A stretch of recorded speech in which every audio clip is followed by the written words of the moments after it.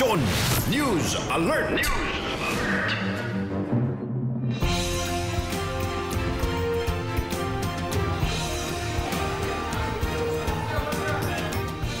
Magandang hapon sa Action News Alerts. Bukas na raw ang partial proclamation ng COMELEC ng mga mananalong senador. Kulang pa raw kasi ang datos ng National Board of Canvassers. Sa weekend ay posibleng maideklara na ang lahat ng 12 panalong senador.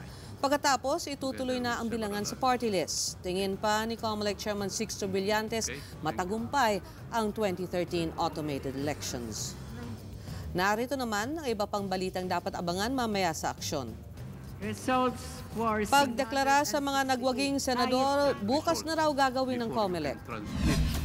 Pilipinas nagpadala na ng emisaryo sa Taiwan para ipaabot ang apology sa pamamaril ng mangingisda. Paglabas kasi ng working visa papuntang Taiwan, ipinatigil. Stars ng Fast and Furious 6 na sina Vin Diesel at Michelle Rodriguez naka one-on-one ng News 5. At silipin ang paghahanda ng Ginebra San Miguel at Alaska Aces para sa Game 1 ng Commissioner's Cup Finals ngayong gabi. And 3-on-1 fast break.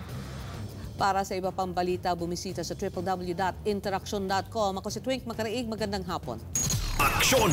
News Alert!